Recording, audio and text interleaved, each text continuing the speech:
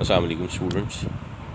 मैं आज आप लोगों को ये सिखाने जा रहा हूँ कि किसी ज्योमेट्रिक सीक्वेंस की फ़र्स्ट एन टर्म्स का सम कैसे फाइंड किया जाता है, यानी समेशन कैसे की जाती है, टर्म्स को ऐड कैसे किया जाता है किसी ज्योमेट्रिक सीक्वेंस की। तो उसके लिए सबसे पहले मैं बता रहा हूँ कि ज्योमेट्रिक सीक्वेंस होता क्या है, उसका थोड़ा सा कॉन्सेप्ट दे रहा हूँ। मैंने आपके सामने एक सीक्वेंस लिखा है, किसी सीक्वेंस की टर्म्स को इसी तरह A1 A2 A3 up to so on करके एक्सप्रेस किया जाता है। ज्योमेट्रिक सीक्वेंस एक ऐसा हाफ सीक्वेंस होता है जिसकी किसी भी दो कंसेक्यूटिव टर्म्स की कॉमन रेशो सेम होती है। कॉमन रेशो को R से रिप्रेजेंट किया जाता है और कॉमन रेशो से मुराद क्या है कंसेक्यूटिव टर्म्स की, यानी A2 ओवर A1 चाहे फाइंड करें, चाहे A3 ओवर A2 फाइंड करें, चाहे A4 ओवर A3 फाइंड करें, सो ऑन। ये प्रोसीजर ऐसे चलता रहे तो आंसर इन सब के सेम आने चाहिए। मिसाल दे रहा हूँ, एग्जांपल दे रहा हूँ कि मेरे पास एक सीक्वेंस है 3, 9, 27, 81 सो ऑन। ये एक ज्योमेट्रिक सीक्वेंस है, इसे GP भी बोलते हैं, यानी ज्योमेट्रिक प्रोग्रेशन है ये एक। और आप चेक कर सकते हैं, अगर मैं इसकी दो कंसेक्यूटिव टर्म्स की रेशो देखूं, चाहे वो A2 ओवर A1 की शक्ल में हो, चाहे वो A3 ओवर A2 की शक्ल में हो, या चाहे वो A4 ओवर A3 की शक्ल में हो, वो सब के सब सेम हैं और वो 3 के बराबर है। तो ये सबसे पहले तो बेसिक कॉन्सेप्ट था कि ज्योमेट्रिक सीक्वेंस होता क्या है और उसकी कॉमन रेशो क्या है उसकी टर्म्स की, और ये मैंने आपको एग्जांपल भी दी है उसकी ज्योमेट्रिक सीक्वेंस की।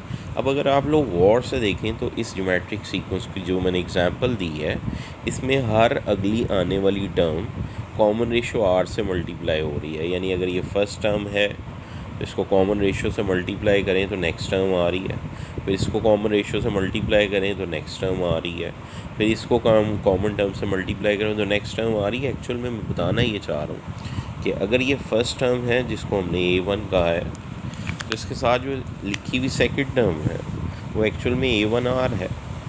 जो इससे लिखी हुई नेक्स्ट टर्म है वो मज़ीद R से मल्टीप्लाई होकर A1R स्क्वायर है।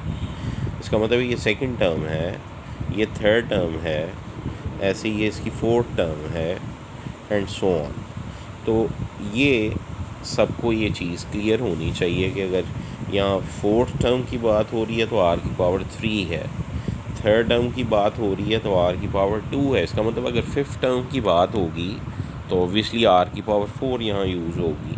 लिहाजा हम ये कह सकते हैं कि अगर हमारे पास एक ज्योमेट्रिक सीक्वेंस है which is A1 A2 A3 so on, तो इसमें इसका जो सेकंड टर्म है वो A1R है, थर्ड टर्म जो सी है वो A1R स्क्वायर है एंड सो ऑन। तो फिर टेंथ टर्म होगी obviously A1R power 9 and so on. अगर ऐसे ही चलें तो AN होगा A1R पावर n-1। तो ये ज्योमेट्रिक सीक्वेंस की किसी भी टर्म को फाइंड करने के लिए जनरल फार्मूला जो यूज़ किया जाता है वो आपके सामने आ गया, AN is equal to A1R power n-1। अब हम चलते हैं इससे अगली बात की तरफ कि इन टर्म्स को ऐड अप कैसे करना है। जो मेन टॉपिक था, जो मेन कॉन्सेप्ट बताने वाला था वो यही था कि ज्योमेट्रिक सीक्वेंस का सम कैसे किया जाता है। और किसी भी बेटा सीक्वेंस की व्यूअर्स, किसी भी सीक्वेंस की टर्म्स को ऐड करना का मतलब ये हम उसका सीरीज़ फाइंड कर रहे हैं, यानी series of A geometric sequence की बात कर रहा हूँ। Series of A geometric sequence, और ज्योमेट्रिक सीक्वेंस को GP भी कहा जाता है। तो हम लोगों का जो आज का मेन जो कॉन्सेप्ट सीखने का वो पॉइंट था वो यही था कि हमने किसी GP की सीरीज़ करनी है, यानी इसका टर्म्स का सम कैसे फाइंड करना है। अच्छा, उसके लिए मैं आपके सामने एक सीक्वेंस लिख रहा हूँ विच इज़ अ GP, और ये अगर GP है तो मैं इसकी फर्स्ट n टर्म्स का सम फाइंड कर रहा हूँ। SN means sum of first n terms of GP, n terms of GP। तो ये मेरा मेन टारगेट है। इसका मतलब मैंने एक्चुअल में इनको ऐड करना है।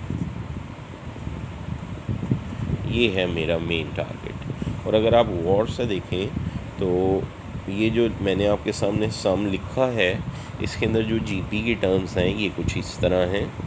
अभी मैंने थोड़ी देर पहले आपको एक्सप्लेन किया, A2 था A1R, A3 था A1R स्क्वायर, और लास्ट में जो AN लिखा हुआ है वो A1R पावर n-1 था।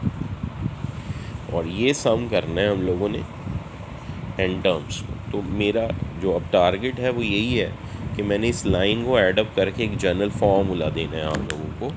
तो मैं इसको रेस कर, लिहाजा मैं उस बात की तरफ वापस आ रहा हूँ कि मेरे पास सम लिखा हुआ है इस शेप में, A1R square plus 1 A1R power n-1। अब मैंने आपके सामने इन सबको ऐड करके एक जनरल फार्मूला बताना है। ये है मेरा टारगेट। इस फार्मूले को डिराइव करने के लिए सबसे पहले आप इस चीज़ को ऑब्ज़र्व करें कि इस सारी लाइन के अंदर, इस सारी इक्वेशन के अंदर आपके पास कोई चीज़ कॉमन है, which is A1। So if we take common A1 from above equation, we get an expression of the form this 1 plus r square up to so on r power n-1। No अब ये किसके बराबर होगा, इसको मैं explain कर रहा हूँ एक पॉइंट से। इस पॉइंट को आप लोग भी देख लें एक दफ़ा ध्यान से कि अगर मेरे पास एक एक्सप्रेशन है 1 minus r square over 1 minus r, तो obviously this expression can be split up in two parts. One is 1 minus r and other is 1 plus r. Now we can cancel these two terms and the remaining value is 1 plus r. So I get 1 minus r square over 1 minus r is equal to 1 plus r. Now similarly अगर मैं यहाँ 1 minus r cube और 1 minus r लिखता तो obvious बात है कि ये एक फॉर्मूला है a cube minus b cube वाला। मैं इसको भी एक्सप्लेन कर रहा हूँ। तो इसे फैक्टराइज़ करें तो इसकी वैल्यू आती है 1 minus r into 1 plus r square.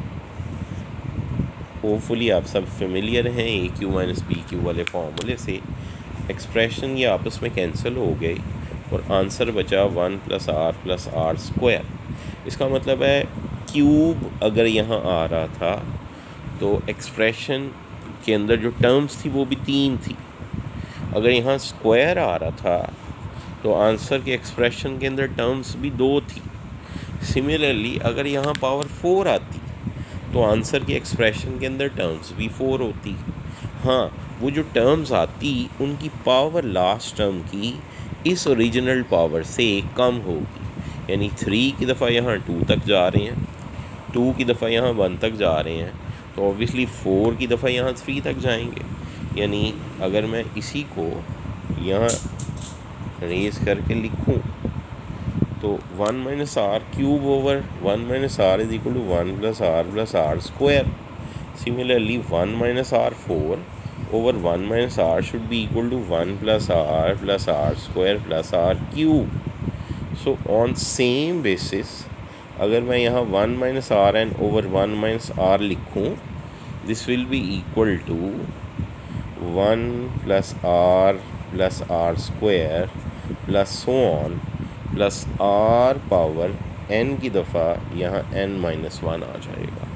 तो इसका मतलब है ये वो एक्सप्रेशन आया है जिसको मैंने यहाँ क्वेश्चन मार्क की शक्ल में छोड़ा हुआ, और इस एक्सप्रेशन की जगह फिर मैं जो टर्म लिखूँगा it will be 1 minus R power n over 1 minus R. So the formula will get the shape like this, 1 minus r power n over 1 minus r. This is the general formula to add the n terms of a geometric sequence. So if you look at the formula can get the shape like this also. Sn is equal to A1 into 1 minus R power n over 1 minus R. ये तो formula हुआ जो अभी मैंने derive किया था, लेकिन इसको इस शक्ल में भी लिखा जा सकता है। If we take -1 common from numerator and denominator, the expression should be like this, Rn minus 1 over 1 minus 1, take common, and we can cancel these two terms. The expression should be like this: a1 into r power n minus 1 over r minus 1. So if you look at these two formulas, the difference, what is the difference between these two terms, two terminologies, तो उस चीज़ को भी मैं last में explain करूँगा कि formula जो किसी ज्योमेट्रिक सीक्वेंस की फर्स्ट एंड टर्म्स को ऐड करने का है वो दो शक्ल में हो सकता है. One is a1 into 1 minus r power n over 1 minus r, the formula for sum of a GP, sum for GP terms,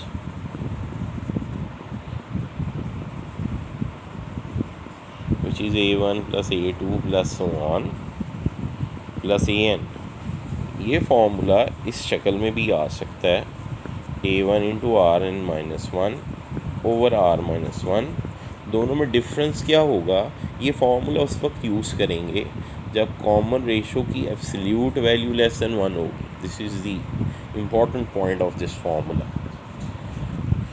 और ये फार्मूला तब यूज़ करेंगे जब कॉमन रेशो की एब्सोल्यूट वैल्यू ग्रेटर देन 1 होगी. नेक्स्ट लेक्चर्स में मैं इन दो बातों को एक्सप्लेन करूँगा इंशाल्लाह. फिर बात होगी. अल्लाह हाफ़िज़.